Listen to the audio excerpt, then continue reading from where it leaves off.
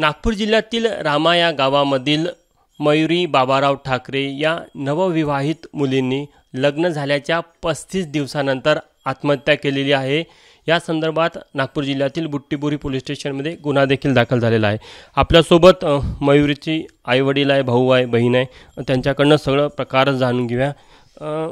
काकू, नेमकं काय घडलं होतं? लग्न झाल्यानंतर मयुरीसोबत तुमचा संवाद होता, तिला कशा प्रकारचा त्रास होता? सासरच्या मंडळीची काय मागणी होती? त्याची मागणीत माझा मुलगा गेला भेटीला, तर गेला थोडा वेळ थांबला तर पैशाची शे मागे, पैसे मागून जा घरी पैसेच सांग म्हणे कर बापाले। तर आमच्याजवळ पैसाच नाही तर आम्ही कुठून देणार होतो? हातमजुरीचा आम्ही। किती तारखेला लग्न झालं होतं आणि किती तारखेला लग्न झालं? कधी बोलणं झालं तिच्यासोबत की इथं आलती तेव्हाच? काय म्हणत होती? काही नाही, थोडीशीच बोलली, आई म्हणे पैशासाठी हे करते म्हणे, आमच्याजवळ पैसे नाही आहे म्हणलं। झालं मारहाण केली जात होती? माहीत नाही आता मारहाण केली का नाही, आम्ही गेलोच नाही ना तिच्या घरी। गावचं जवळचं गाव आहे बा म्हणलं, एका महिन्यात का जायचं? गेलोच नाही आम्ही कोणी। फक्त भाऊ जाईन भेटून ये तर धमकीत दे त्याला पैशाची। मयुरीचा भाऊ आपल्यासोबत आहे। बरं तू सांग, तू जेव्हा तिच्या घरी गेला तेव्हा तिने काय सांगितलं तुला? मला काहीच नाही सांगे, ते धमकी दे मला, पैसे आणून दे नाही तुले मारतो म्हणे। ती चौघही जण म्हणे मला, अभिषेक म्हणे, आदित्य म्हणे, त्यांच्या बाबत नाव काय, दीपक पती देर सासू सासरे चौघही म्हणत होते। पैसे आणून दे म्हणे, पैसे नाही तर कुठून देऊ म्हणलं, बापाले सांग म्हणे, अशी धमकी दे। नाही रुपये पाहिजे म्हणे, 2 लाख रुपये पाहिजे म्हणे। आणि कशासाठी पाहिजे म्हणे माहित नाही तेवढं आम्हाला, कर्ज का काहीतरीच आहे म्हणे। मयुरीच्या वडिला पण ते न विचारूया। मग तुम्ही सविस्तर सांगा हे संपूर्ण प्रकरण, नेमकं म्हणजे काय आहे, कशा प्रकारे त्रास दिला जात होता? फक्त पैशासाठीच म्हणून मुलाला मारणं, झोडणं, मोबाईल हिसकून न्यायचा, म्हणजे तिला कोणासोबत बोलू द्यायची नाही, म्हणजे एवढं प्रकरण वाया गेलं होतं तिचं। पण फोन तरी कोणाच्या याच्यावरून करणार होती मुलगी, पण ते इकडं न माहीत होता, कोणालाच नाही सांगता तिने। आता ते प्रेय हा होता किंवा नाही होता, आता का मारली आम्ही नाही सांगू शकत त्याच्यावर, पण काहीतरी तिला मारली, जाग्यावरच मारली। ज्या वक्ती दवाखान्यात नेली तर काहीच नव्हती म्हणते, इथं घेतलीच नाही म्हणते बुट्टीबोरीला, आणि त्याने डायरेक्ट तिकडं पाठवली म्हणते मध्ये। तेव्हा समजून आलं का आपली मुलगी जागेवर गेली म्हणून, असं सांगितलं। आणि गळफास घेऊन लावली असं म्हणतात का ते गळफास लावली म्हणते, पण आम्ही म्हणतो गळफास स्वतः नाही मारायला लावला। ते मुलगी हिंमतबाज होती स्वतःसाठी, तिला म्हणजे नर्सिंगचा हे होता का आपल्याला हे असं करावं लागते बा, ते म्हणून अशी करत होती, बोलत होती घरीच, तर अशी आम्हाला समजून सांगे लोकांना। मला एक सांगा, लग्न झालं होतं 25 एप्रिलला आणि जवळपास 35 दिवसात ही घटना घडली। विवाह वगैरे जेव्हा झाला होता तेव्हा तुम्ही सगळ्या चौकशी केल्या होत्या? हां, चौकशी झाली होती। म्हणजे कसं बा, तोच मुलगा आला होता आमच्याकडं, मामाजी म्हणते मला मुलगी पाहिजे, मला इतक्या वर्षापासून आमचं हे आहे चालू प्रेमसंबंध।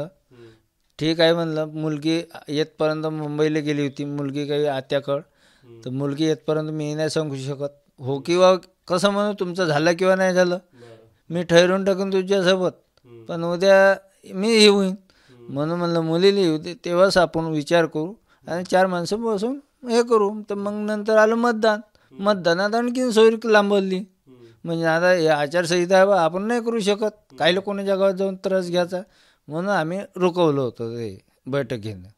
त्याच्यानंतर आम्ही बैठक घेतली आणि लग्न करून दिलं त्याच्या हिशोबानंच। लग्नाच्या वेळेस काही डिमांड केली होती त्यांनी पैशाची? नाही, साक्षगंध घ्या म्हणे तुम्ही, फक्त लग्न आमच्याकडून म्हणे, पूर्ण खर्च आम्हीच करतो म्हणे दोन्ही पार्ट्याचा लग्नाचा।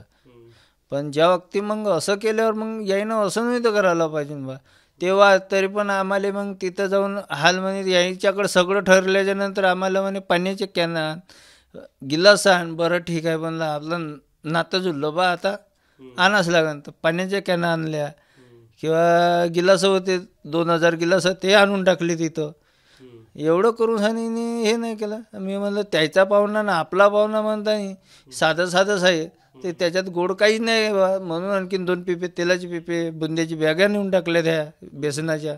एवढं करून साखर करून एवढं हे असं करून म्हणून असं माहीत नव्हतं आम्हाला.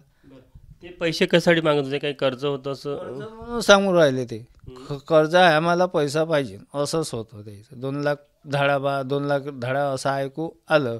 मुलगी सांगत होती तरी पण. कशासाठी कर्ज घेतलं आणि कुठलं कर्ज होतं? आता ते आम्हाला माहीत नाही मला पूर्ण, पण मुलगी सांगत होती इथं का 2 लाख रुपये कर्ज आहे म्हणते बा. जास्ती कर्ज आहे पण 2 लाख द्या सध्याचे असे म्हणते म्हणे. पण आता आपल्याकडं नाही ना बाई, म्हणलं कुठून आणायची एवढं सांगा मला. फायनान्स कंपन्याकडनं कर्ज घेतलं होतं का? म्हणून ते त्यांच्या सासरच्या लोकांना फायनान्स कंपनीवाले पैसे मागत होते? हो असं वाटते त्याला, पण आपल्याला पूर्ण माहीत नाही ना का कोण कर्ज घेतलं, बँकमधून आहे का कोण आहे. तुला काही माहिती आहे कर्ज कशाचं होतं म्हणून? कशाचं होतं म्हणून मला माहीत नाही, सांगितलं नाही तेवढं मला. बरं, आपल्यासोबत मयुरीची मावस बहीण आहे. ती लग्न झाल्यानंतर 15 दिवस तिच्यासोबत होती. नेमकं काय घडत होतं तिथं ते सांग.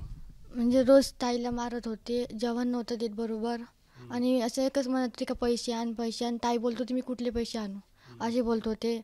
जेवण नेऊन दिलं तर असे फेकून देत होते ताट वगैरे. आणि मला बोलत होते का तिकडे सांगत नको जाऊ. मला म्हणजे सांगितलं तर धमकी दिली होती का तुला बी मारून टाकीन असे म्हणत होते.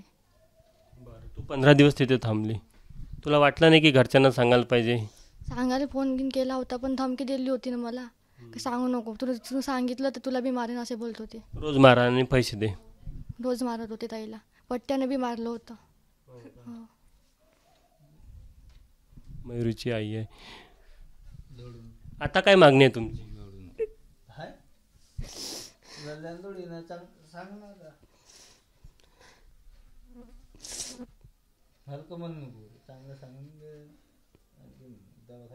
आरोपींना काय शिक्षा व्हायला पाहिजे? आता अटक तर झाली, त्याला फाशी झाली पाहिजे.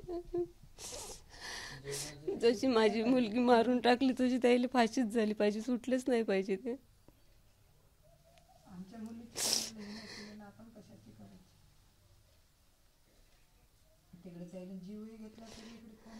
तुम्हाला म्हणजे त्यांचं असं म्हणणं आहे की म्हणजे जी पोलिसाच्या तक्रारीमध्ये आहे की गळफास लावून आत्महत्या केली. तुम्हाला वाटतं आत्महत्या झाली असं? नाही झाली, त्यानं मारून टाकली. आत्महत्या केलीच नाही त्यानं त्या चौघं मिळून त्यानं काही नाही काही तिला मारून टाकली होय. तरी पण त्या दिवशी पोराची मामी आहे म्हणते ना घरी, आणखी भडकवाले. यामध्ये आणखी कोणी होतं का? कोण कोण होतं त्यामध्ये? तिला माहित आहे. कोण कोण म्हणजे एकतर म्हणजे मारहाण कोण कोण करत होते मयुरीला? जे मारत होते आणि त्यांची सासरे येत होते काठी मारायला. आणि एक वेळ हात बी पकडला होता ताईचा मारायसाठी. आणि ती निलिमा पण येत होती, झगडे लावून जात होती ताईबद्दल. मारेकर, निलिमा मारेकर. आणि पैशाची मागणी एकच होत? पैसे मागत होते. तू येऊन गेली नंतर आल्यावर तू नाही घरी सांगितलं? नाही, सांगूच नाही दिलं त्यांनी मला. पोलिसाच्या तपास आता काय पोलिसांनी साधारण सासू सासरे देर यांना अटक केलेली आहे. तुमची काय मागणी आहे आता? आता आमची जन्मभरच राहिले पाहिजे असा विचार चालू आहे. म्हणजे हे कसे अज्ञात मुलाला धाके दिला म्हणते का तू शाळेत जाताना तुला मारून टाकीन, म्हणजे उद्या कमी जास्त झालं याचे जबाबदार कोण घेईल. मुलगा सांगत आहे आता 2-3 दिवस झाले. म्हणजे मुंबईला होता, माम्याकडे गेला होता असाच भेटीला. तर तो तिथून आल्यावर माहितीवर सांगे बाबा राखटीवर सावरताना बाबा असं असं झालं, असं असं म्हणत होता मला, तुला मारून टाकीन. तुला कोणी धमकी दिली होती? हो, त्याने धमकी दिली ती मला का तू शाळेत जाशील तेव्हा मारून टाकीन मी तुला. म्हणजे कशासाठी काय करायचं नाही तू? पैशासाठी. पैसे नाही आणून दिले त्या घरच्याने. हो, असं म्हणत होते का की काही सांगायचं नाही तुम कोणाला, पोलिसात तक्रार करायची नाही असं वगैरे काही म्हणत होते? हो म्हणे तसं. काय म्हणत होते? पोलीसवाल्याला नाही सांगायचं, रिपोर्ट नाही करायची, काहीच नाही करायचं. तू पोलिसांनी याची माहिती दिली का? नाही, यायचे आहे. बाहेर गावला होता मी मुंबईला. सायंकाळी आलो 6:30 वाजता. बरं, जेव्हा मागणी झाली पैशाची तेव्हा काही पैसे दिले का तुम्ही? दिले ना, भिशीचे उचलून 20,000 दिले ना. VCचे उचलून दिले. तिच्या अकाउंटवर पहिले निंदाईपासून पैसे जमा होते. 60-70 हजार तिने जमा केले होते आपल्या अकाउंटवर. मला पैसे असो बा आपल्याजवळ, उद्या लोकांच्या घरी गेली तर मी का करीन म्हणून तिनं पैसा स्वतः जमा करून नेला होता इथून. पण तिचं अकाउंटही ते खाली झालं आहे.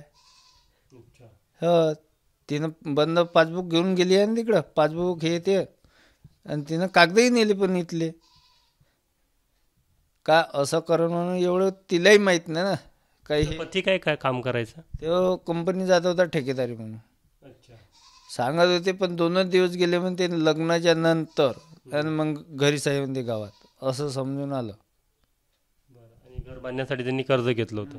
घर घेतलं होतं बांधण्यासाठी पैसे. त्याच्यावर घर बांधण्यासाठी जे कर्ज घेतलं ते 7 लाखाचं त्यांच्यावर कर्ज होतं. ते कर्ज फेडण्यासाठी त्यांच्यावर दबाव होता म्हणून ते तुम्हाला पैसे मागत होते. हा, आम्हाला पैसे मागत होते. आम्ही देऊ कुठून पैसा, ह्याच विचार. पैसा असता आपल्या अकाउंटले तर दिल्ली असते ना. तिथे तर 2 लाख द्यायचे, तिथे 1 लाख रुपये तरी दिला असता. अशाने ते आपल्या पूर्वीची बाजू सवारण बा. पण असं वाटलं असतं ना. पण हायच नाही तर देऊ तरी का. आणि हां, हे चाला बा जुनी सोयरी काय 5-10 वर्ष झाले असे आहेत. लय भाग नव्हता, नवीनच काम आहे नाही. कोणाचं का पाहिलं, मी नाही पाहिलं त्याचं, त्याने आमचं नाही तर पाहिलं का. आणि सासरा दारू पिऊन दररोज येते. सासऱ्याचा अधिकार नाही कोणाच्या सुनावर जाणं म्हणलं तर. थापड घेऊन जाणं, शेटर बंबुऱ्या सांगणं, हे बरोबर नाही ना का. लेखबार कोणाची झाली, माझ्याही घरी येणार आहे, इतराच्या घरी येणार आहे. पण हे असं न हो कोणाच्याच झाले. हर घरी सुना येणार आहे, हर घरी माझ्या घरी मुलगी आहे, कोणाच्या घरी आहे, इतराच्या घरी आहे. पण ह्या भ्रष्टकाळ अजिबातच मिटला पाहिजे बा, आमचं म्हणणं एवढंच आहे.